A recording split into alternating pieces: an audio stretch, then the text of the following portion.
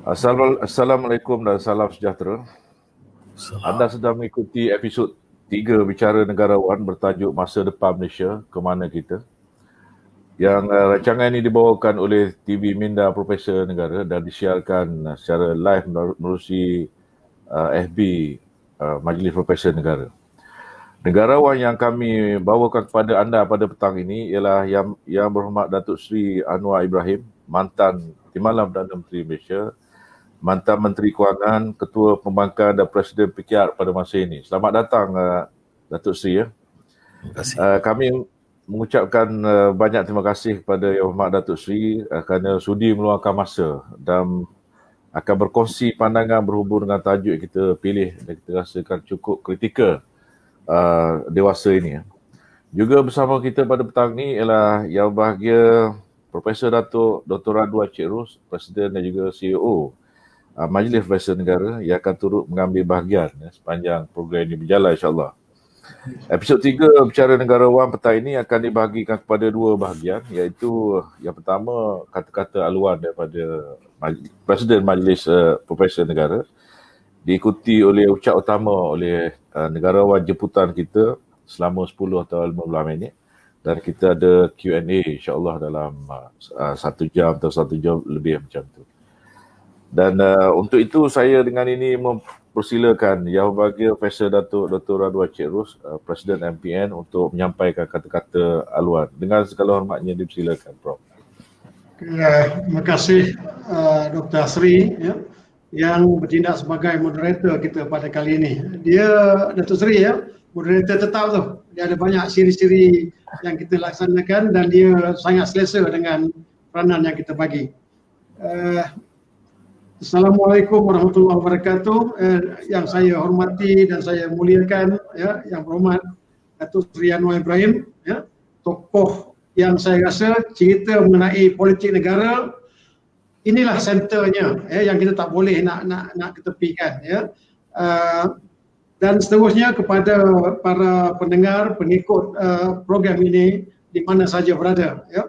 Pertama sekali bagi pihak Majlis Profesor Negara, kami menzahirkan segala rasa sukacita atas kesudian Yang Berhormat Datuk Seri untuk sama-sama berkongsi pandangan mengenai tajuk yang kita pilih. Saya rasa tajuk yang sesuai untuk semua orang. Kita bercerita mengenai masa depan Malaysia, ke mana kita. Dan dari untuk permulaannya, saya rasa kita semua menyedari bahawa sejak merdeka, kira-kira 63 tahun yang lepas, sampailah sekarang, satu masa kita menjadi antara negara Asia yang terbaik dalam proses pembangunan ekonomi dan juga mendekati keperluan masyarakat. Dan kita nampak, kalau kita ukur, dan saya percaya walaupun Datuk Seri baru baca buku David Pilling mengenai GDP, tapi saya masih menyebut angka-angka GDP yang saya rasa merupakan satu realiti bahawa sejak merdeka sampai sekarang kita bernasib baik, dan antara negara yang terbaik di dunia, mencapaikan rekod pertumbuhan. Kalau daripada 57 ke 2005 itu kita mencapai lebih kurang 6.5% average. Dan kita punya miracle sedikit, 2000 tahun 1980-an, 90-an kita pernah melakar kejayaan, pertumbuhan sehingga 8-9%. Itu satu perkara yang saya rasa manifestasi kepada perancangan pihak kerajaan dan juga perkara-perkara lain. Dan antara lain, saya juga percaya, saya kecil-kecil juga dulu bila baca buku, dia kata kenapa Malaysia maju, kerana kestabilan politik yang kita nikmati dan orang percaya kita. Satu masa juga Malaysia menerima antara penerima pelabur terbesar dunia.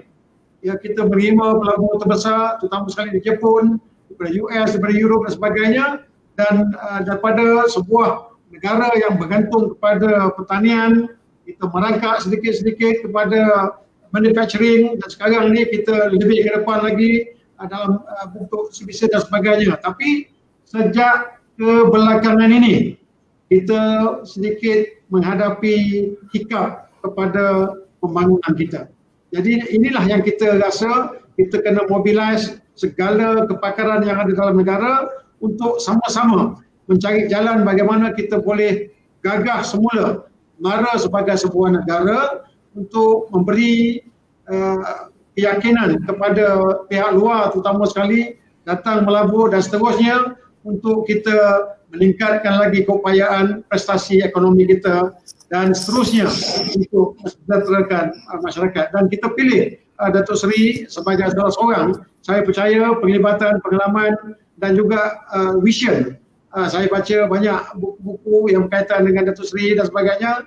Saya percaya banyak yang kita kongsikan aspirasi Datuk Seri sebagai seorang tokoh untuk kita bawa negara ke depan. Dan kita mulakan Dr. Seri dengan soalan-soalan saya percaya kita boleh mendapat banyak faedah daripada perkongsian kita kelak.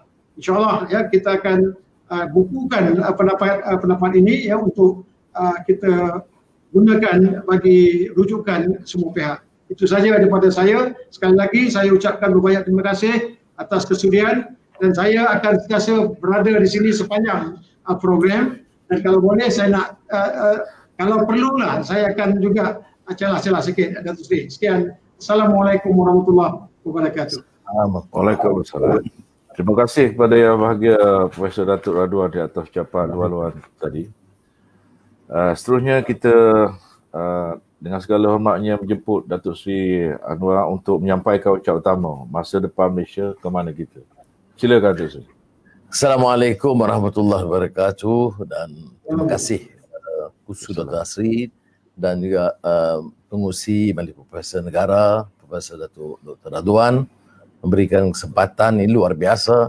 Saya anggap ini sebagai penghormatan. Pagi tadi umpamanya bila kita bicarakan soal karya dan pemikiran Hussein Alatas, kita bicarakan pemikiran kreatif, pemikiran kritis yang harus dipimpin oleh kalangan cendekiawan, ruang seperti yang wujud dalam Majlis Profesor Negara.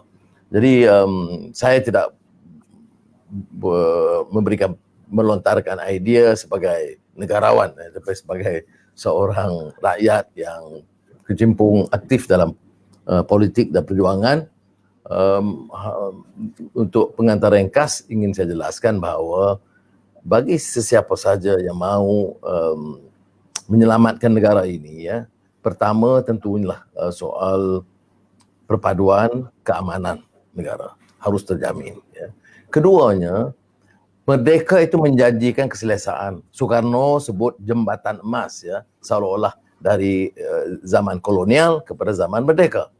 Jadi kita mengandaikan seperti mana yang dijanji dalam peristiharan kemerdekaan almarhum Tunku Abdul Rahman, negara yang demokratik, yang menjamin kesaksamaan, maknanya keadilan kepada rakyat. Tetapi ini hanya boleh dilakukan sekiranya pertumbuhan ekonomi ini dipacu secara yang segar dan lancar. Ini disentuh oleh Profesor Radwan. Kalau politik itu absah, legitimate dan kuat, dan pimpinannya itu bergerak dengan yakin, tidak mundar-mandir, tak tentu arah, tanpa haluan, maka ada keyakinan dalam negara, pelabur dalam negara dan juga pelabur luar negara. Negara dagang seperti Malaysia ini tidak dapat elak dari kenyataan bahawa kita bergantung kepada pelaburan asing. Tidak sepenuhnya tetapi sebahagian besar. Kalau dicatat umpamanya pencapaian 90-an yang kebetulan saya turut serta dalam pimpinan, itu bergerak kerana keyakinan. Pelaburan asing di ASEAN kita tertinggi, nombor 1. Keyakinan, nombor 1. Bursa saham 1-2 bersaing dengan Singapura. Walaupun Dr. Radwan sentuh tentang KNK, GDP, betul. Tetapi GDP atau KNK itu masih menjadi salah satu kayu pengukur. Tidak semestinya utama.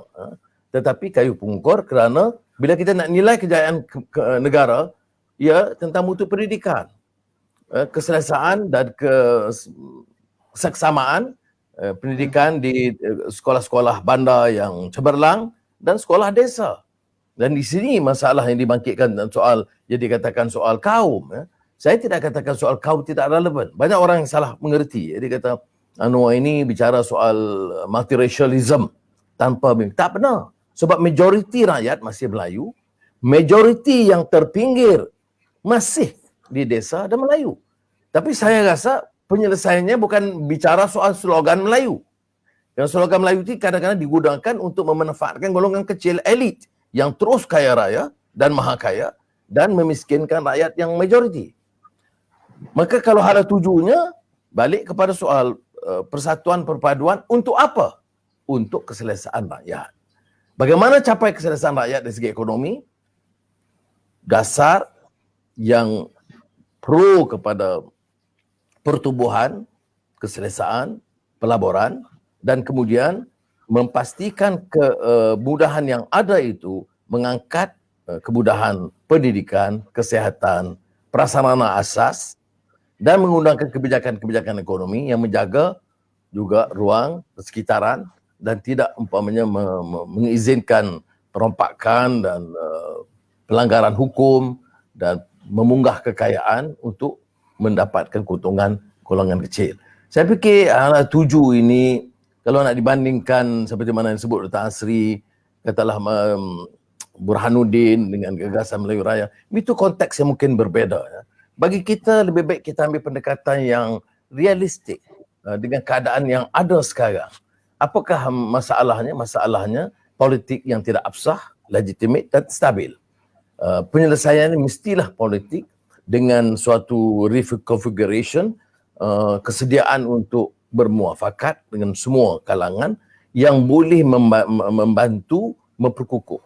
Tapi memperkukuh ini mesti juga jejak kepada kenyataan, ya, sejarah dan politik negara. Ya. Saya sengaja tegaskan hal ini kerana kadang-kadang ada ialah soal wacana politik kadang-kadang hangat dan kadang-kadang luar sasaran untuk menghangatkan suasana. Jadi kadang-kadang saya gunakan ruang untuk menjelaskan bahawa soal bahasa, soal budaya, soal Islam sebagai agama, persekutuan yang harus dihayati, soal kedudukan Raja-Raja Melayu, malah peruntukan perlembagaan yang menjamin hak keistimewaan orang Melayu, itu sudah disepakati, bagi saya tidak harus dirungkai. Cuma bedanya apa? Saya tidak mau ada satu pendekatan di mana kelompok, kalau kita kata nak bantu miskin, saya pilih mana miskin Melayu, tidak miskin India, tidak. Bagi saya, kalau kita bantu secara yang telus dan kita ada keupayaan kalau diurus dengan baik. Cuma masalah yang serius sekarang, yang paksa kita tangani secara sungguh-sungguh adalah pandemik COVID-19. Itu pun harus dikendali dengan cermat, teratur. Kita ada kepakaran. Saudara di MPN lebih tahu, umpamanya kepakaran itu ada di Kementerian Kesihatan, kepakaran itu ada di universiti-universiti, ya, dengan berbagai akademi, termasuk akademi perubatan, akademi medicine dan lain-lain lah, ya, profesor di universiti, di fakulti perubatan dan lain-lain. Saya rasa sesuai dimanfaatkan kehadiran kepakaran mereka untuk membincang dan sepakati langkah-langkah harus diambil. Kalau tidak, keputusan-keputusan itu macam buka sekolah lah. Hari dibuka, 2 hari kemudian tutup. Sudahlah orang susah. Dia nak kena mandi ke sekolah dengan kos bertambah. Kerana apa? Kerana tidak diteliti, dirancang dengan sikap yang lebih berhati-hati dan mengambil kira pandangan semua pihak. Tentunya kalau hal tuju saya punya pandangan yang agak kuat tentang identiti rakyat dan negara, soal tahap pemikiran, soal budaya masyarakat dan soal Islam yang kita anggap lebih terbuka, yang boleh jadikan landasan dalam kehidupan. Tetapi saya rasa untuk mukadimah lebih baik saya berhenti di sini dulu, supaya beri ruang Dr. Asri dan rakan-rakan membangkitkan beberapa persoalan Dan kalau yang susah tu saya minta pengurusi tolong jawab. Terima kasih atas ucapan utama tadi. Sekarang kita pindah kepada bahagian kedua. Datuk Seri ya, kalau kita lihat perjalanan yang Datuk Seri lalui setakat ini lah, tidak kita akan dapat rasakan sejarah yang akan merakam Datuk Seri sebagai seorang yang mengabadikan hidupnya dalam perjuangan. Pejuang mahasiswa, pejuang Islam, pejuang Asia Renaissance, pejuang masyarakat Madani, pejuang reformasi, senarainya panjang. Ramai di luar sana ingin mengetahui Datuk Seri, sebenarnya apa motivasi Datuk Seri, termasuklah tenaga atau motivasi Datuk Seri dia sebut-sebut sebagai untuk menjadi Perdana Menteri, Datuk Seri. Silakan. Ya, mesti dia menjuruskan kepada Perdana Menteri itu kemudian babak akhir, ya. Babak akhir. Itu kerana keyakinan, ya.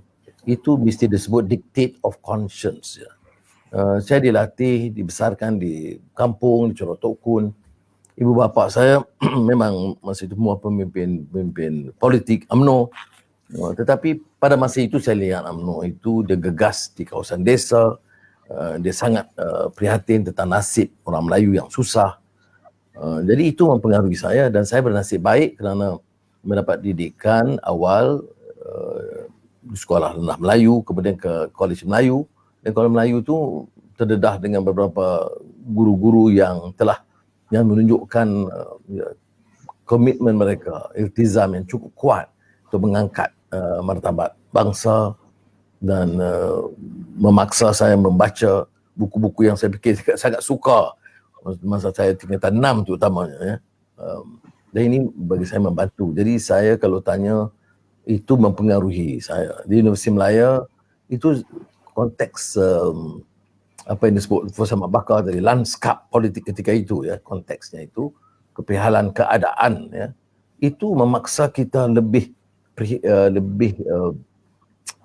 terpanggil untuk terlibat dalam isu-isu semasa.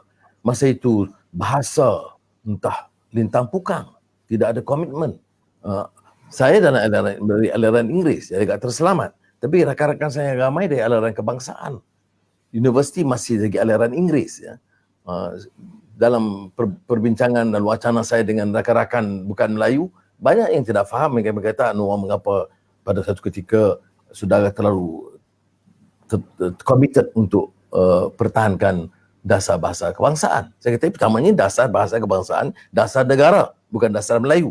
Keduanya, seluruh sistem itu, ya, dari sekolah rendah sampai tingkatan 6 atau matrikulasi itu pra-universiti dalam bahasa kebangsaan. Kemudian dalam sekelip mata dipaksa anak-anak itu di universiti untuk mengikuti semua kuliah dan pengajaran dalam bahasa Inggeris. Ini bukan satu perancangan tepat. Saya tidak pernah meremehkan pentingnya anak-anak muda, terutama mahasiswa, menguasai bahasa Inggeris. Tetapi dasar bahasa itu harus jelas. Itu sebagai contoh, ya. Dan ini yang masa saya lebih terlibat dalam soal bahasa ketika itu dan pendidikan Melayu. Dan masa itu, kalau sudah ingat, tokoh-tokoh seperti Hasan Ibrahim, ya, Profesor Zani Abidin Wahid, Bakar Hamid, ya, itu profesor-profesor yang bukan saja tenaga pengajar tetapi senantiasa mendorong mahasiswa untuk mencintai arti perjuangan dan memahami derita rakyat. Ismail Hussein, bahasa dan sastra dan lain-lain. Engku Aziz tentunya dari segi ekonomi desa, dan saya sering menyebut pandangan Engku Aziz kerana dia banyak membantu menyedarkan rakyat tentang faktor masalah kemiskinan yang kadang-kadang tidak sangat dirongkai oleh elit politik atau ekonomi di bandar. Itu memaksa saya lebih memikirkan soal kemiskinan desa, kemiskinan rakyat dan berpapulas dalam perjuangan itu. Tetapi saya juga lihat umpamanya penyelesaiannya apa. Ada yang pada ketika itu sama ada kapitalis atau kiri sosialis. Maka saya pilih untuk pertahankan identiti pada masa itu, kuat Melayunya dan juga Islam sebagai penyelesaian. Maka kita menimba ilmu dalam usrah dan pengajian dan mendekati gerakan-gerakan Islam dalam dan luar negara. Banyak juga ke Indonesia kerana mereka mengambil satu pendekatan yang lebih sederhana, lebih inklusif ketimbang gerakan Islam di dunia Arab. Dunia Arab itu agak lebih keras jalur pertembungan dan pembenturan idea dan juga kegerakan. Jadi itu yang menyebabkan saya kemudian mengungkapkan masyarakat madani, kerana masyarakat madani itu pemerkasaan rakyat, ya. Tapi juga bukan saja ekonomi, kerana masa itu obsesinya adalah kegairahannya itu seolah-olah mengangkat kedudukan ekonomi itu menyelesaikan semua. Tapi tidak. Jadi saya kata soal ideas, soal akhlak, soal etika, soal budaya itu harus terangkum dalam pemikiran masyarakat madani. Main dalam politik sekarang ini, ceritanya cerita derita, Sri, bukan cerita yang menyenangkan, ya. Masuk keluar penjara, kena belasah setengah mati semua. Tetapi saya alhamdulillah kental kerana saya tahu, ya, kita hadapi satu sistem yang korup, yang sistemik. Ya. Rasuah itu bukan jadi dibicarakan dulu, ya, tetapi sampai sekarang itu sistemik. Kita nak buat perubahan menentang rasuah sesungguhnya itu akan berdepan dengan sistem yang tidak akan terima dan senang, ya. Jadi saya realistik untuk terima kenyataan itu. Sebab itu masuk keluar dari penjara, ya, saya terima dengan sabar. Alhamdulillah Azizah dan keluarga menjadi kekuatan yang luar biasa kepada saya, baik. Dan kita sekarang sampai ke tahap di mana kita punya keupayaan setelah melihat kepada kelemahan dan ketidaktentuan dasar dan kelompok dalam Perikatan Nasional ini, mengumpul kekuatan pembangkang dan juga beberapa elemen dalam kerajaan termasuk dari UMNO yang merasakan negara ini harus diselamatkan. Kalau nak fikir soal pemusuhan lama itu tak kesudahan, ya. Saya boleh bangkit kenyataan ini tidak menyenangkan dan saya melemparkan kenyataan, tetapi keadaan sekarang ini menuntut kita berbuat sesuatu untuk menyelamatkan dengan garis dasar yang jelas. Ada orang kata untuk mendapat kekuasaan maka political expediency dictate, no policies. Tak betul. Untuk berlaku adil baik pada pembangkang ataupun kalangan dalam kerajaan, termasuk dalam UMNO, ya, dan lain-lain, ya, yang membincang dengan kita tidak terlepas dari prinsip-prinsip dasar, ya. Apakah negara harus demokratik? Apakah dasar ekonomi harus adil? Apakah masalah kemiskinan dan kesenjangan dapat dipulihkan dengan dasar yang lebih jelas? Apakah kita harus terima kenyataan bahawa rasuah itu sudah sistemik dan memerlukan suatu kekuatan untuk meninggalkan amalan jijik ini dan melakar satu era baru bagi negara? Saya rasa jelas. Dengan kata lain, Datuk Seri meletakkan selain pada ideologi ialah soal keimanan di situ. Ini membawa kepada persoalan kedua saya. Kita sering kali dengar dalam ucapan Datuk Seri menyebut berkenaan dengan adilisme perjuangan. Biasanya dalam konteks apa yang dipahami oleh penganalisis politik seperti saya ni, bila disebutkan adilisme itu merujuk kepada usaha untuk membebaskan masyarakat daripada kolonialisme, daripada kemiskinan. Dalam pengertian Datuk Seri, adilisme perjuangan itu secara khususnya apa? Boleh jelaskan? Ideal saya faham seperti mana kita sebut tentang pembaharuan islah mastata', mesti berusaha mencapai, melakukan perubahan ke arah kebaikan dalam semua bidang sedaya upaya kamu. Maknanya dengan keyakinan kita, keimanan, dengan dasar yang kadang-kadang diremehkan dalam perbincangan moden ni, soal etika dan akhlak. Isu good governance, isu corruption, isu unjust economic policies, isu inequality dan apa yang disebut grinding poverty, ya. Itu semua isu yang terkait dengan soal etika dan akhlak.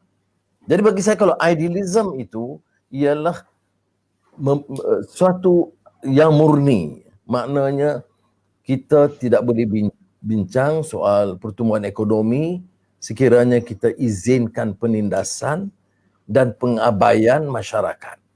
Kita boleh bicarakan soal digitalization dan teknologi maklumat kalau connectivity itu tidak sampai ke kampung dan desa pedalaman.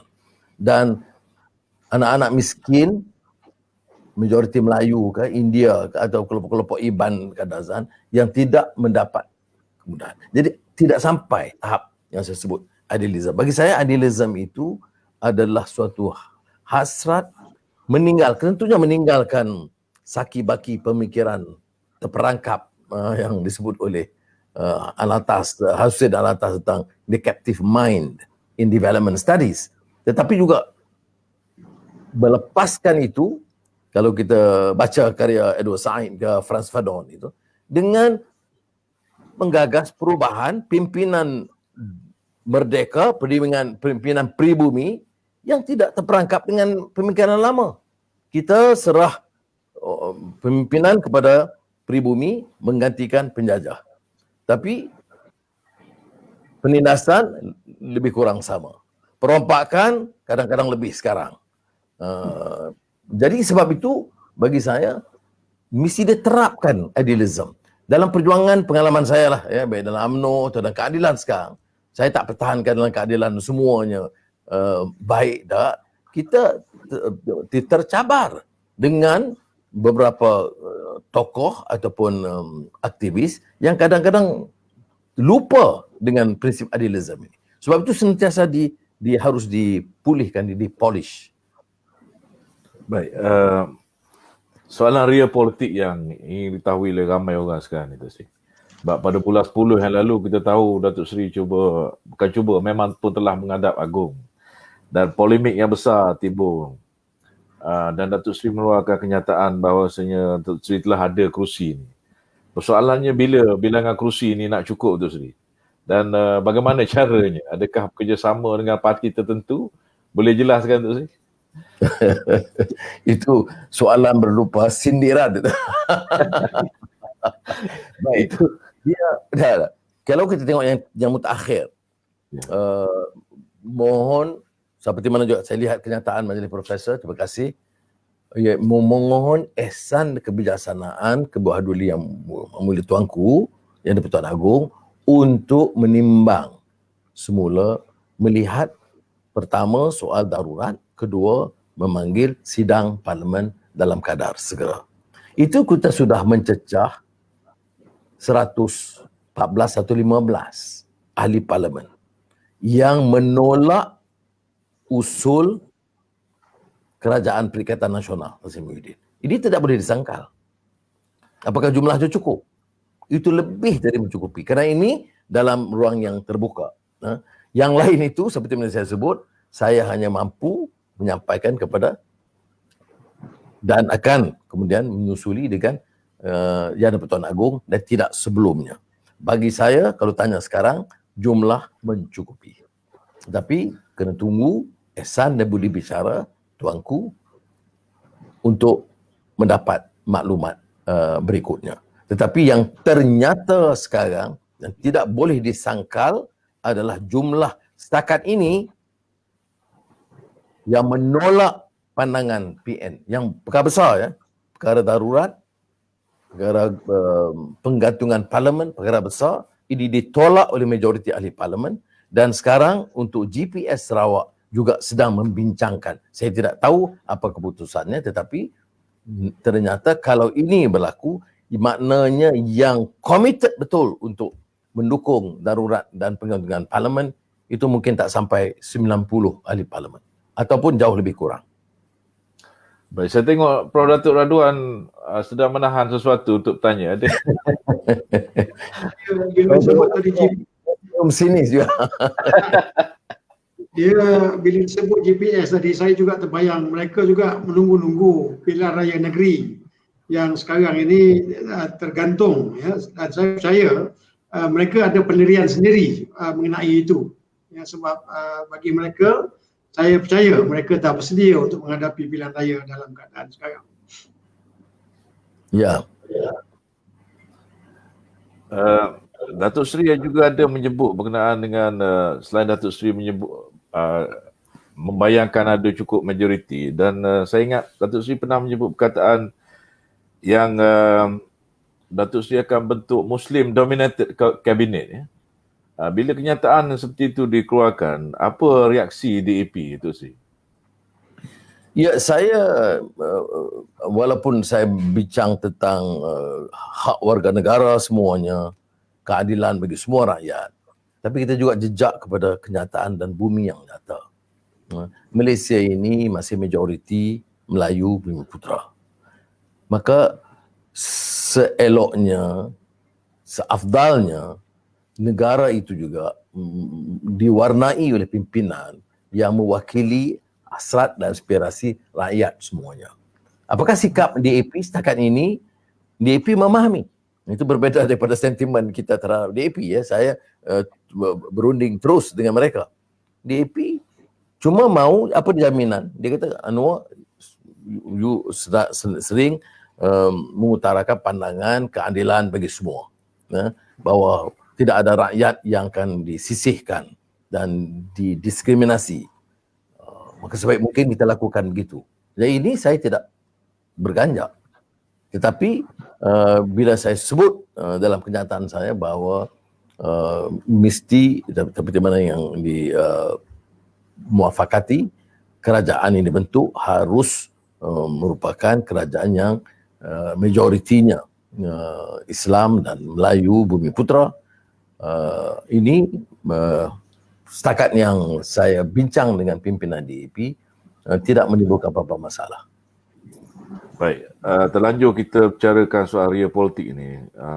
Kita juga ingin tahu, dalam sepanjang sejarah kita lihat inilah kerajaan yang paling lemah yang kita ada dari segi tidak menguasai majoritinya. Tapi di satu sudut yang lain, kita juga melihat semacam tidak ada satu tenaga yang boleh menyatukan pembangkang untuk mengubah ataupun mengambil peluang itu. Persoalannya di kalangan pembangkang sekarang ni yang Datuk Seri pimpin, masih ada lagikah tenaga yang boleh menyatukan pembangkang ni, Datuk Seri? Setakat ini, ya, ini ada diwar-warkan, tapi saya dalam mesyuarat Majlis Presiden Pakatan Harapan, saya utarakan kalau ada usaha, ada pandangan untuk saya tumpu dalam keadilan dan ketua bangkang diketuai, tapi tidak ada bangkit sama sekali cadangan lain. Ada cadangan dulu dalam dialog kita dengan Tun Mahathir, di mana beliau minta supaya dia diberi laluan untuk memimpin 1 tahun, kau tak boleh 1 tahun 6 bulan. Tapi sukar dipersetujui, ya. Karena saya kata sudah 22 tahun, 22 bulan cukuplah, ya. Dan kalau kita lihat, tak, bagi saya itu pun saya terserah. Dan akhirnya keputusan ialah yang 94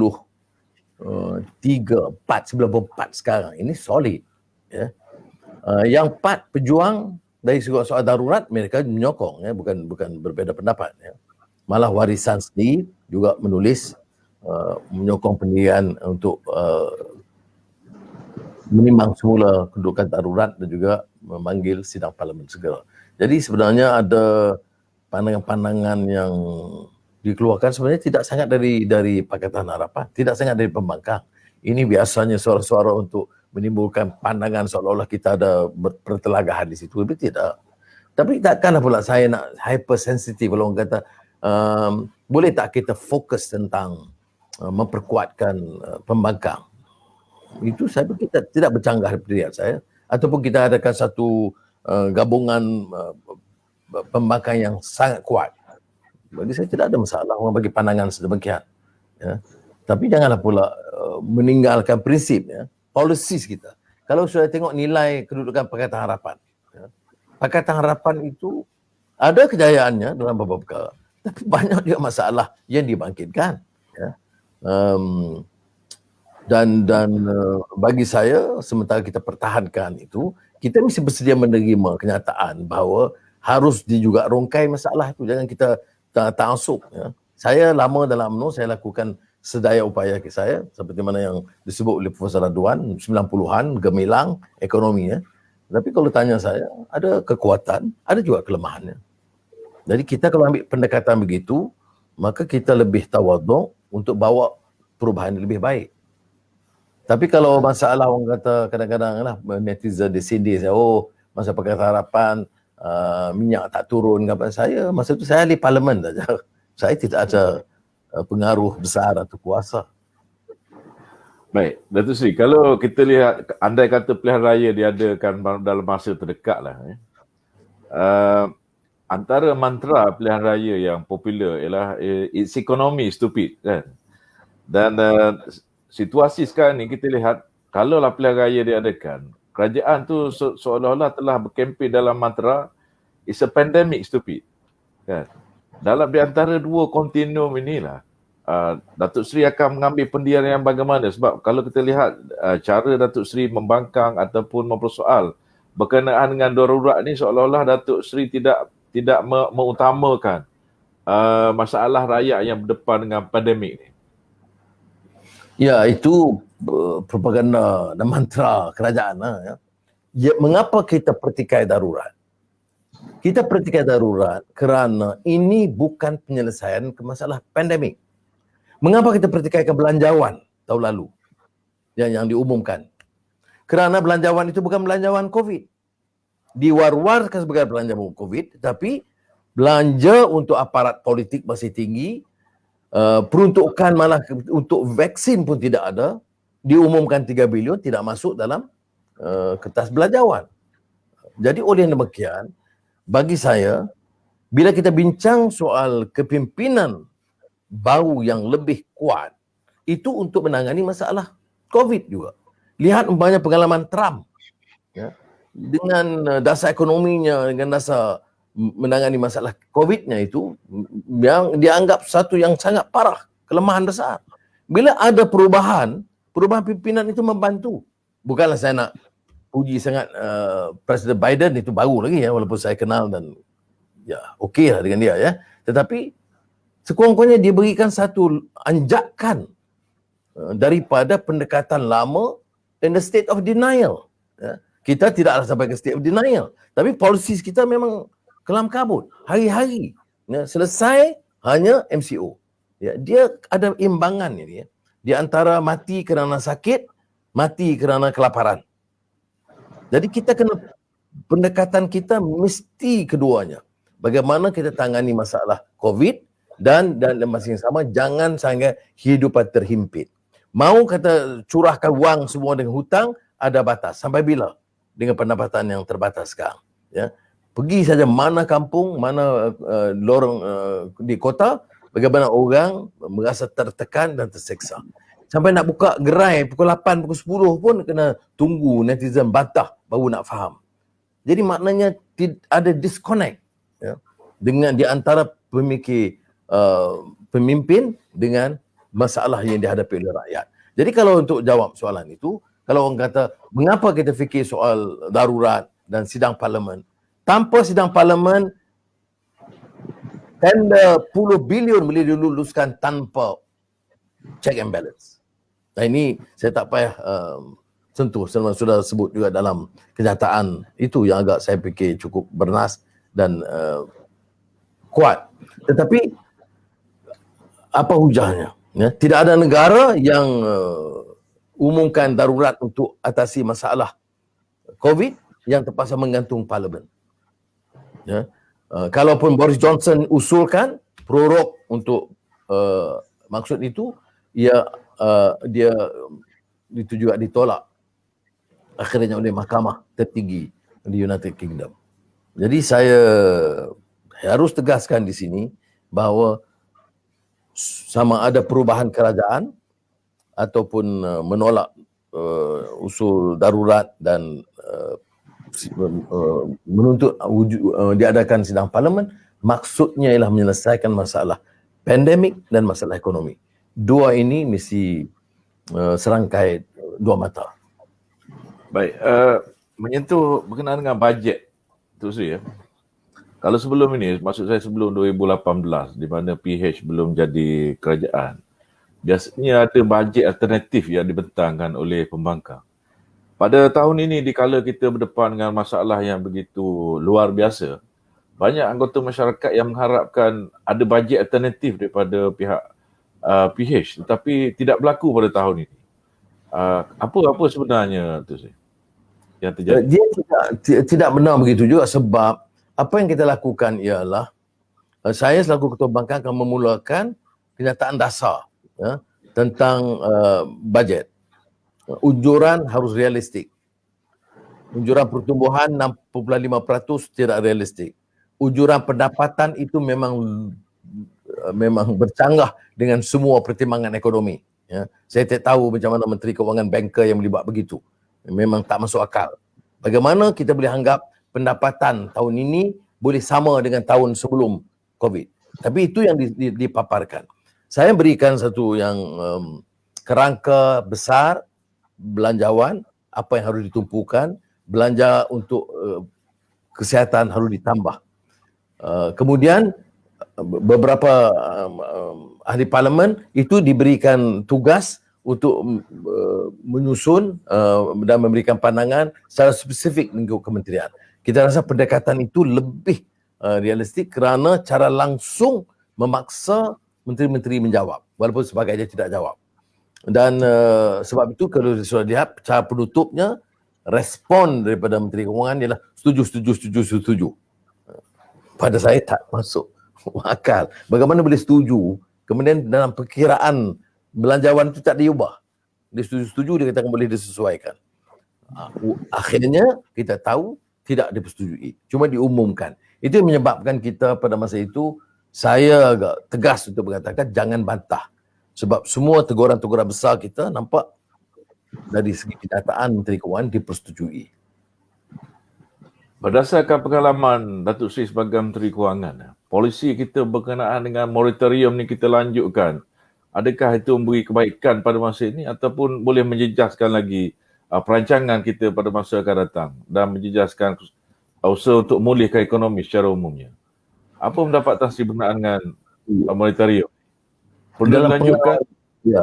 Pengalaman saya yang sedikit ini, saya ingin nyatakan bahawa cara menangani masalah ekonomi dalam krisis tidak sama dalam keadaan biasa. Sebab itu soal defisit, soal hutang, soal termasuk moratorium harus difikir dari sudut mendesak untuk menjaga kepentingan rakyat dan tidak melemahkan kedudukan ekonomi. Moratorium pinjaman bank ini, sudah kena faham juga, harus ditampung semua. Saya berikan di parlimen keuntungan setahun dan keuntungan suku tahun. Semua bank dalam keadaan pandemik COVID tinggi. Tak salah 7-8 bilion untuk suku tahun. Takkanlah tak boleh membantu menampung beban yang ditimbang oleh rakyat. Sebab tu saya tanya Menteri Kewangan ini mewakili bank atau mewakili rakyat. Dia tak jawab lah.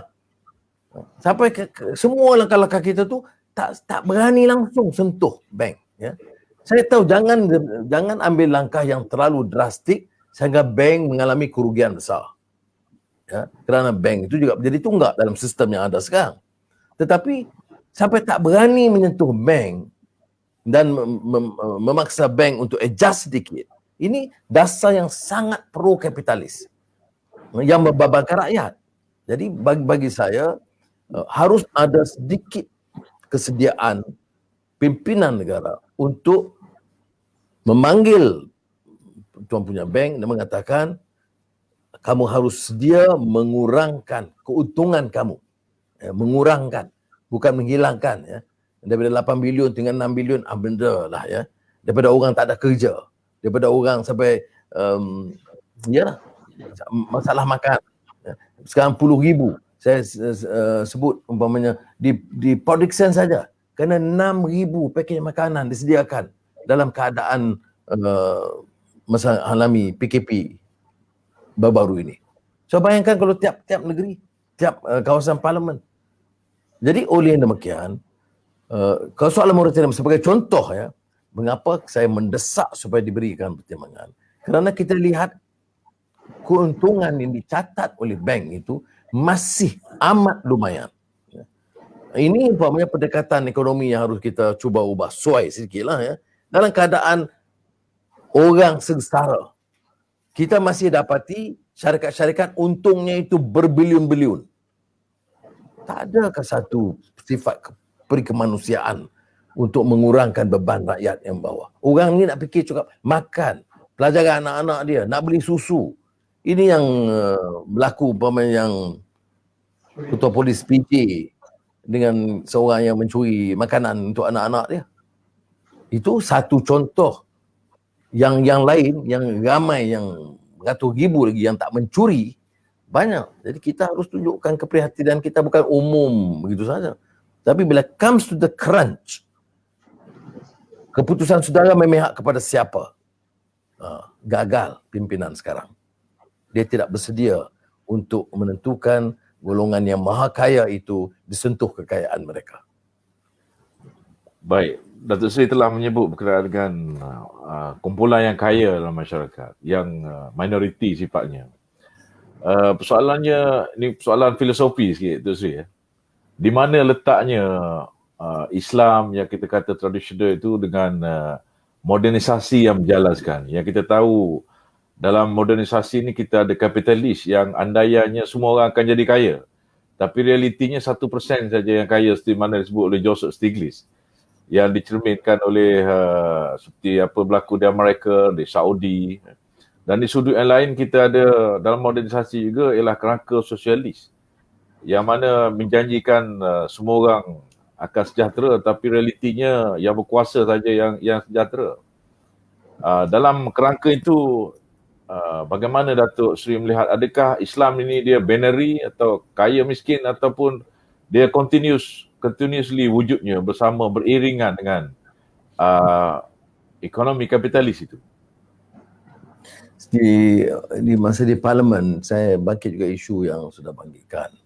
Dalam keadaan di mana ekonomi itu dilanda krisis, seperti mana sekarang, ia memberikan peluang kepada kita tu memikir semula.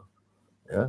Ini yang disebut oleh Schumacher tentang gale of creative destruction.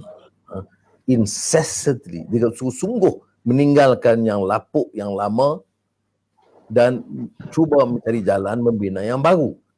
Kalau kita ambil pendekatan begitu, kan lebih baik. Tapi kita tidak. Yang kata-kata new normal ini, sebenarnya old normal. Apa yang new normal? New normal itu segi kebetulan kegiatan MCO itu new normal. Tapi dasar ekonomi masih old normal. Ini yang menyebabkan kita melihat umpamanya apa gagasan Islam dalam hal ini. Kalau kita ambil pendekatan yang pure kapitalistik, kita tahu tidak akan berhasil lagi. Alasan-alasan yang kita gunakan dulu tentang ukuran pertumbuhan, free market, itu semua tidak boleh menjamin keselesaan hidup.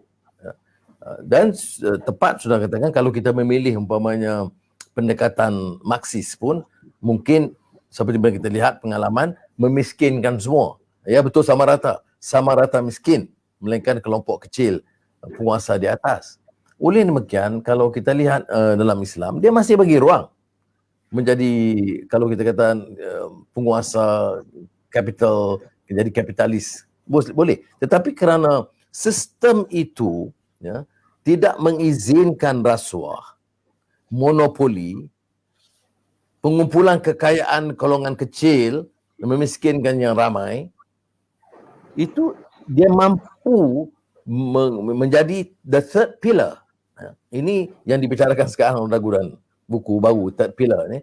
Dia menjadi begitu sebab dia bagi ruang kapitalis tetapi tidak sehingga boleh bagaimana boleh. Orang yang jadi kaya-kaya maha kaya ni sebenarnya semua dapat sogokan, ya. Semua permit khas, IPP, kontrak. Kalau tidak tak jadi beli-beliun begitu rupa, ya. Mungkin exceptionnya 1-2 top glove, kena getah seperti itu. Sementara tapi umumnya tak jadi begitu. Tapi kita bagi dia monopoli. Kemudian dia kaya raya. Dia jaga golongan elit. Tengok parti dia, tokoh-tokoh dia semua dapat habuan yang cukup baik. Jadi tidak berani siapa sentuh. Saya ingat, kalau tak tahulah Tuan Sri ingat, masa saya Menteri Kewangan, saya pergi melawat lembaga hasil dalam negeri. Kemudian dia beritahu masa itu cukai, saya biasalah strict. Kemudian dia kata 10 toke yang paling kaya selalu bayar cukai, sukar bayar cukai, dia bayar cukai tak sepenuhnya. Ya, saya kata jalan kerja yuk. Kemudian lembaga hasil gasak betul-betul. Jadi 10 token terbesar di Malaysia ni memang tak pernah senang dengan saya. Saya tak tahu company mana. Saya tak campur. Cuma saya kata, bagaimana kamu sanggup kutip cukai daripada orang di bawah ni, pengeja warung, kamu boleh biarkan mati bilioner, cukai itu boleh songlap sana sini. Itu sebagai contoh ya. Sebab itu bagi saya soal etika, akhlak dan governance itu penting. Jangan penguasa itu memihak kepada golongan kaya dan atasan dan mesti jamin keselesaan bagi yang ramai. Dan ini saya ingat kekuatan etika dan akhlak Islam. Prof Datuk ada Okey, proceed tapi banyak lagi soalan tu. Cara Datuk Seri bercakap sebelum ni berkenaan dengan kebajikan dan sebagainya, dia menimbulkan, terutama selepas COVID ni, kita tahu akan banyak bentuk bantuan yang perlu disampaikan oleh kerajaan. Dalam masa yang sama, sewaktu PH dulu, dia telah hapuskan salah satu punca pendapatan yang penting pada negara, iaitu GST. Timbul persoalan sekiranya Datuk Seri menjadi PM ya, bagaimana untuk tingkatkan pendapatan ya? Adakah GST ni perlu dibawa semula ataupun ada cukai lain, cara lain? Well, GST itu dicadang semasa saya Menteri Kewangan. Dan saya kaji pengalaman Canada, New Zealand yang menjalankan dengan baik. Tetapi dalam masa itu saya menangguhkan. Ya. Saya akui GST adalah sistem percukaian yang dianggap paling telus, the most transparent taxation system. Ya. Tetapi saya kata, mengapa saya ambil keputusan menangguhkan pada ketika itu? Kerana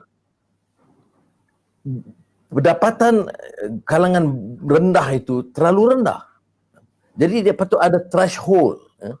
Maknanya katalah pendapatan masa itu kita fikir kalau cecah RM3,000 minimum, itu bolehlah kita mula GST.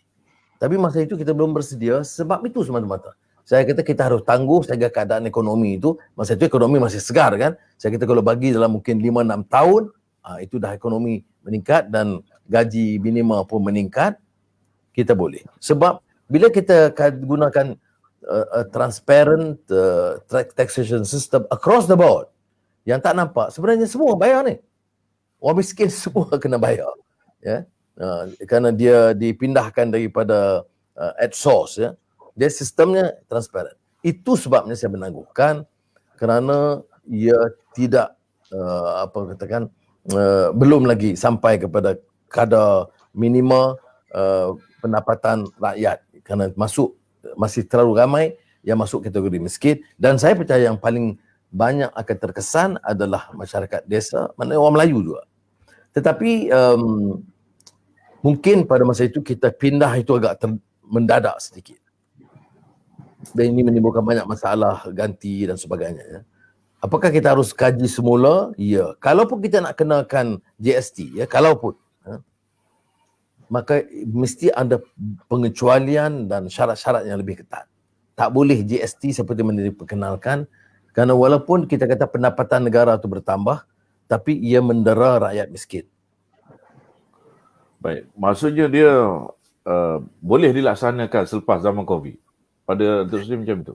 Boleh dilaksanakan sebaik ekonomi itu dipacu dengan lebih meyakinkan dan pendapatan rakyat itu meningkat. Baik, jelas. Saya rasa yang paling penting juga dilaksanakan dalam keadaan yang segera. Yang paling penting juga bagaimana contohnya tambahan daripada kutipan cukai itu dibagi semula. Yang itu yang paling penting, itu yang tunjangnya. Yang kutip satu hal, tapi bagaimana pengagihan, saya rasa dalam jangkaan lebih kurang 20 lebih bilion tambahan daripada SST itu yang perlu diberi semula dengan cara yang lebih telus, dengan cara yang saya rasa memberi impak besar kepada kesejahteraan masyarakat. Itu yang paling penting daripada apa yang lain-lain. Betul, valid point yang Prof sebut, betul. Dalam perbincangan kita dalam tadi dulu pun, dia kata okey, ada juga pandangan begini ya, mengatakan, saya ingat masa tu Clifford Herbert, KSP masa tu. Kalaupun kita cukai dan agak menjejaskan pendapatan golongan bawahan, kalau pulangan itu yang dikutip itu kembali kepada dia, itu kata dia itu a rational basis untuk kita beri pertimbangan. Itu kena. Tapi selalunya Prof, dia tak jadi macam tu. Tapi itu very important basis. Kalau kita tekan cukai sedikit, kemudian kita pulangkan kembali kepada hak dia, tak apa. Janganlah pula bagi mega projek ke lain-lain yang kemudian ambil daripada rakyat, kita bangunkan projek-projek lain. Baik, Datuk Seri, 3 institutional reform yang Datuk Seri rasa bergerak ke hadapan Malaysia perlu atau wajib lakukan. Dia umpamanya institutional reform ni umpamanya Badan Kehakiman Tunggaknya mesti bebas. Dan kemudian kita tengok media mesti diberikan ruang kebebasan. Itu baru boleh jadi tentang ekonomi. Tapi saya juga tekankan tentang ekonomi ini kerana institusi reform itu terlibat daripada tata kelola, tadbir urus yang lebih telus, bertanggungjawab dan dengan prinsip accountability yang kuat. Maknanya corruption ini bagi negara kita sekarang malang lah ya. Kerajaan bertukar, silih berganti, pimpinan silih berganti. Corruption tak pernah berganti. Dia memang berkesinambungan terusan. Jadi ini akan membebankan. Jadi bagi saya soal reform dari segi itu penting. Ia memerlukan satu kekuatan yang luar biasa. Saya percaya sebab itu di antara orang yang curiga atau tidak senang dengan saya tentang dianggap pandangan-pandangan begini. Tapi kita bukan nak mendera orang. Bukan kita ada satu sikap nak penjara kawan ni, penjara ni. Saya tak pernah sebut begitu. Saya tak setuju. Saya tahu apa arti hidup dalam penjara. Lama, lebih 10,5 tahun. Tak ada apa untungnya kita fikir nak dera orang. Tapi kita kena fikir pertahankan institusi. Institusi terlalu kuat sehingga mempersulit orang yang nak rasuah. Dan kalau dia buat juga, maka hukuman itu setimpal. Menyentuh berkenaan dengan korupsi tu saya ada interview Tan Sri Abu Kasim baru-baru ni. Dan dia ada pengalaman di mana apabila Perdana Menteri nak tamatkan perkhidmatan dia boleh tamatkan begitu saja. Dan kita lihat juga pengalaman PH pun waktu dia jadi kerajaan, dia boleh je ambil orang daripada mana-mana untuk jadi penguatkuasa atau ketua Pesuruhjaya SPRM. Artinya di sini agensi penguatkuasa SPRM kita tu sendiri berada pada tahap yang kita kata senang kata dalam poket Perdana Menteri lah, bukannya di Parlimen. Tetapi kita tidak pernah dengar usaha daripada pembangkang, daripada Datuk sendiri misalnya untuk memperkasakan institusi terutama SPRM tu sendiri supaya statusnya dia tidak boleh dibuang begitu saja. Ketua KP-nya mestilah melalui proses seperti mana ketua hakim dibuang, barulah dia ada tribunal, barulah dia tidak apa kita kata teragak-agak untuk menjalankan penyiasatan ataupun yang kita dengar sekarang ni banyak selective prosecution. Bagaimana pendapat tu? Saya setuju, tapi kalau nak katakan saya pandang ingat, di antara sebab saya mengalami masalah dulu ialah kerana saya nak perkuatkan BPR. Kalau ingat 97 ya. Kuasa menambah kuasa dan Tan Sri Abu Kasim di antara orang-orang yang masa itu membantu ya. Zulkifli yang mengetuai pada masa itu. Datuk Syafi'i. Dan tujuan kita ialah memperkuatkan. Tetapi semasa saya memangku jawatan Perdana Menteri, bila saya push agenda itu setengah pada menteri-menteri komplain kepada bos ketika itu di London. Kata Anwar ini too drastic polisi dia, dan mereka menyatakan bahawa yang paling tidak disenangi oleh menteri-menteri ketika itu adalah satu peruntukan yang menyebut sekiranya kamu memperoleh kekayaan yang agak luar biasa, kamu masih boleh didakwa atau disiasat dan didakwa walaupun 5 tahun, 10 tahun selepas kamu meninggalkan jawatan. Kalau dapat dikesan, faedah dan kekayaan itu diambil melalui rasuah semasa kamu berkuasa. Ini bagi saya penting sebab BPR masa itu, Bukasib dan kawan-kawan lain memberi maklumat kepada saya, kerana setengah orang dia cerdik, dia ambil dikumpul satu tempat. Bila dia dah pencen, barulah dia tunjuk kemewahan dia. Ini peruntukan itu kemudian dibatalkan, ya, setelah saya pun dikeluarkan. Tapi bagi saya, dan saya bagi 3 sebab. Saya belajar pengalaman Hong Kong Anti-Corruption Commission. Satu, peruntukan kewangan undang-undang yang kuat. Kedua, tenaga profesionalisme menguruskannya dengan upah yang mencukupi dan dana yang mencukupi. Dan ketiga, menjamin kebebasan dan keupayaan ruang dan kuasa untuk mendakwa. Jadi bagi saya SPRM itu satu yang kuat. Janganlah minta saya pertahan perubahan yang berlaku semasa PH, itu luar daripada keputusan saya. Saya juga tidak setuju selective prosecution. Ada orang mempertikaikan, dia kata, oh rasuah ini satu je. Kalau pimpin UMNO rasuah, kalau pimpin lain tidak. Ini tak betul. Kalau rasuah, dia tidak terikat dengan parti dan kedudukan. Ya. Jadi ada orang kadang-kadang, oh ini saya nak lunakkan, kata itu kita mesti konsisten. Ya. Kita tak boleh ambil tokoh umpamanya, saya tahu sangat yang dulu, ya.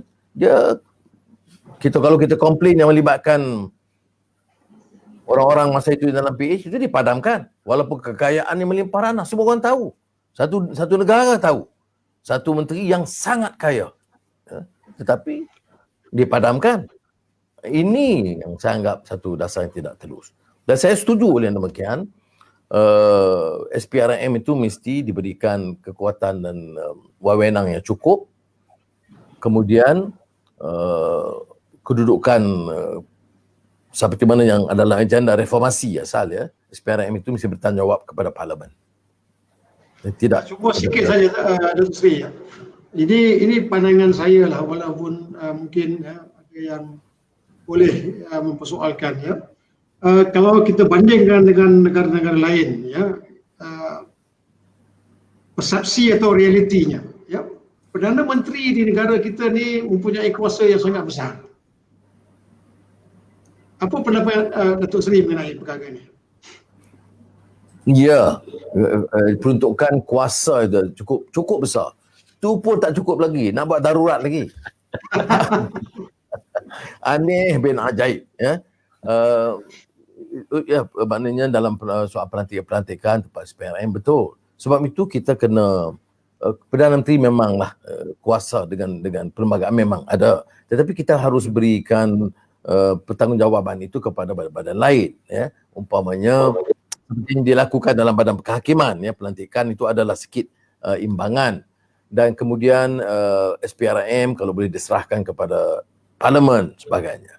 Jadi kurang-kurangnya dibahas secara terbuka. Jadi orang akan lebih teliti di situ. Tidak semestinya jaminan macam di Amerika, walaupun Kongres ada prosesnya, tetapi tidak terjamin. Macam di Amerika dia kata tidak ada sangat corruption terang-terang, tetapi dia kata K-Street itu dia anggap institutionalized corruption. Orang yang kaya yang melobi gunakan lobbyist, PR consultants di K Street.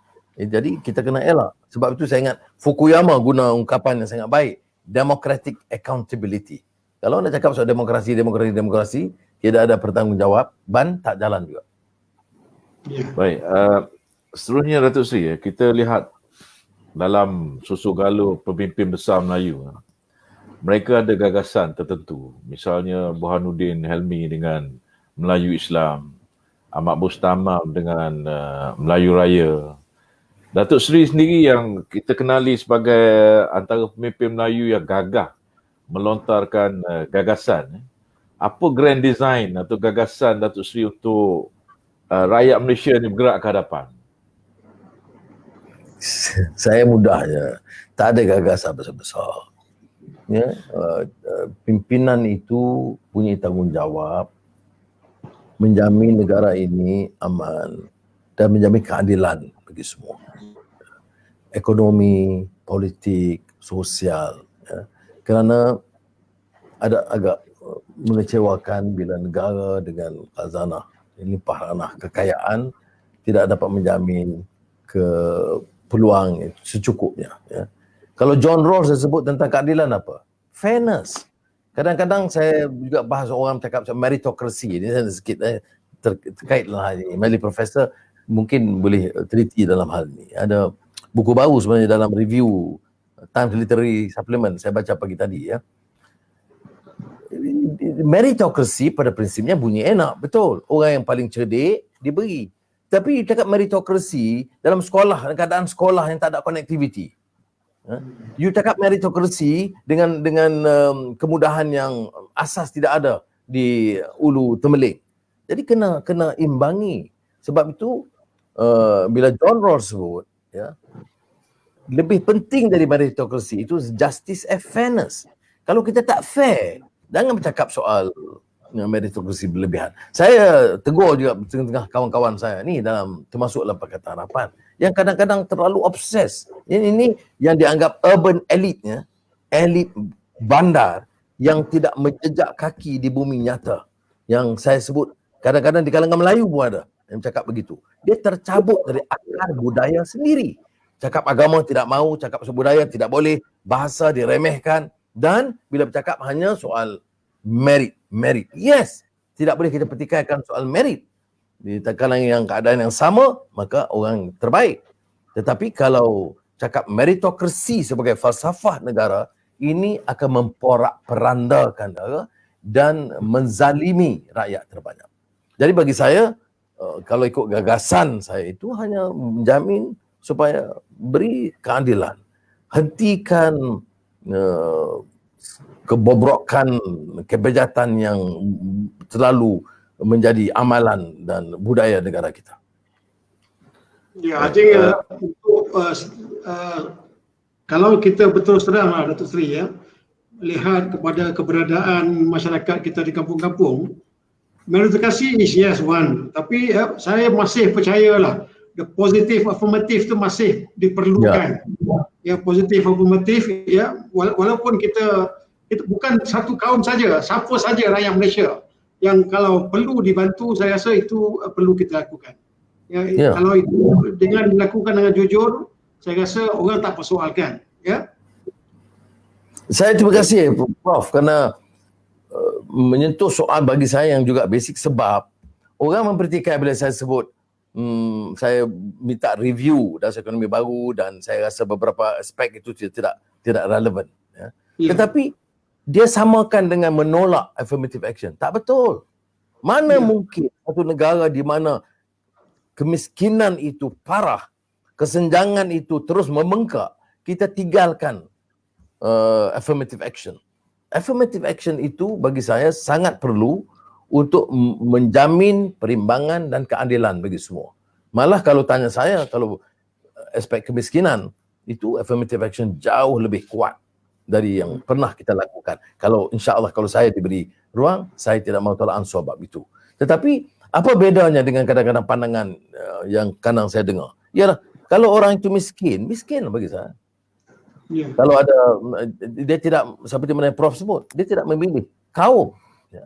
Kita bantu dan memang kebetulannya majoritinya Melayu dan Melayu. Ya. Ada kelompok-kelompok India di estate atau beberapa keluarga Cina di bandar. Ya, itu kita bantu. Tak rugi kerana kita bagi harapan bahawa negara ini milik semua. Ini yang Kadang-kadang orang sindir saya, dia kata pasal Anwar ni sebut anak Melayu anak saya, anak Cina anak saya, anak Iban anak saya. Kadang dia padam tentang anak Melayu anak saya, dia sebut anak Cina anak saya, anak Melayu mana itu? Itu politik lah. Tapi yang sebenarnya I am very appreciative, thankful sebab you sebut itu bagi ruang pada saya. Kemudian orang dapat inilah, dia boleh setuju, boleh tak setuju, tapi jangan melemparkan tuduhan yang tidak berasas. Baik, daripada penjelasan Datuk Seri beri tadi berkenaan dengan soal masyarakat zaman COVID ini, soal affirmative action dan soalan besar di hadapan kita ialah berkenaan kompetensi kepimpinan kita ni. Dengan whole range of mess yang berlaku sekarang, dengan soal monopoli yang Datuk Seri sebut tadi tu, bagaimana Datuk Seri rasakan di generasi akan datang ini kompetensi politik kita itu dapat diteruskan dalam menapis, menolak perkara-perkara yang menjadi asas kepada masyarakat di negara kita ni, seperti affirmative action dan sebagainya tu. Ya, dia seperti juga dalam dunia akademik atau ekonomi, politik pun begitu juga. Sistem itu tidak boleh mempertahankan mediocrity. Apatah lagi yang blatantly corrupt ataupun incompetent. Mana-mana sistem, saya tidak sebut tentang secara khusus, tapi secara umumnya prinsip begitu. Selama dulu Herman Kahn pernah menulis tentang yang futuristik ini, bahawa politik ni dah menjadi satu profession yang paling tidak karismatik dan moral yang paling rendah. Low, uncharismatic, low moral profession. Ini lama disebut dulu. Sebab itu kita harus merasa bertanggungjawab, memberi ruang kepada anak-anak muda, mendidik mereka. Ada yang mengatakan, oh, kita bagi ruang pemuda dan sebagainya. Tapi kena ingat, dia ruang kadang lebih cepat korup, lebih cepat nak jadi datuk. Umur 20-an mesti nilainya dah begitu rupa. Jadi dia bukan melatih idealism, bukan latih kerangka perjuangan. Sebab itu Dasri yang menyebut tentang tanggungjawab, seperti mana juga dunia akademik, orang baru-baru ni ada juga yang kontroversi bab itu. Tapi dia saudara anggap ni sebagai satu challenge, sentiasa mengangkat academic excellence. Tapi dalam politik pun sama juga. Dalam politik kalau kita tidak ada usaha yang bersungguh-sungguh untuk menilai pimpinan politik dan prestasi mereka, ini jadinya iaitu kita menampilkan tokoh-tokoh yang sangat simplistik dan bagi saya mediocre betul-betul. Tidak mampu menangani masalah, tidak study subject matter dengan serius. Menjadi menteri atau ketua dalam bidang mana-mana GLC, itu satu tanggungjawab besar. Dia memerlukan masa yang panjang untuk belajar, mendengar, menilai. Dia mesti ada sedikit humility, tawaduk tu ada. Ini jadi menteri 1 hari, 2 hari buat kenyataan macam-macam, lentang pukang dasarnya. Jadi ini kerana tidak diasuh berpolitik. Kita telah melewati masa 1 jam lebih sekarang ni. Saya ingin beri peluang untuk Datuk Radwan kalau ada soalan lagi. Okey, kita mengucapkan banyak terima kasih Datuk Seri. Saya anggap ini bukan satu-satunya sesi dengan kita. InsyaAllah kita akan susulkan lagi dengan saya rasa banyak lagi perkara-perkara yang nak dikongsikan tu, yang saya rasa boleh kita manfaatkan bersama. Jadi warga akademik mengucapkan banyak terima kasih. Kami sangat menghargai pelibatan Datuk Seri untuk sama-sama melihat Malaysia lebih maju jaya dan boleh menjamin kesejahteraan masyarakat seterusnya. Terima kasih Datuk Seri. Prof, kalau izin saya singgung sikit, bukanlah umpamanya saya dengan segala rendah diri menyatakan bahawa peranan tenaga akademik dan cendekiawan termasuk profesor itu penting, dan saya akan sangat beruntung kalau Prof Radwan dan teman-teman dapat memberikan sedikit waktu dan ruang untuk memberikan input, cadangan ekonomi ataupun isu sosial, isu yang spesifik yang lain-lain untuk saya manfaatkan dalam membantu saya untuk dan juga perjuangan kita umumnya, ya. InsyaAllah. Ya, tidak terikat dengan parti betapa, saya tak ada masalah. Tapi saya ingat kalau sudi lah, saya harap dapat kerjasama. Baik. Terima kasih banyak kami ucapkan kepada Yang Berhormat Datuk Seri. InsyaAllah cadangan tadi kita sambut sebab kita rasakan pendapat dan idea Datuk Seri itu sentiasa berguna pada masa akan datang untuk masyarakat kita. Sekian dulu daripada kami. Saya sekali lagi mengucapkan ribuan terima kasih kepada Datuk Seri dan juga Prof Datuk Radwan kerana mengambil bahagian bersama kita dan berkongsi pandangan dan idea demi untuk membangunkan, untuk melihat Malaysia sebagai sebuah negara yang sejahtera pada masa akan datang. Sekian dulu untuk kali ini. Assalamualaikum dan salam sejahtera. Terima kasih. Terima kasih.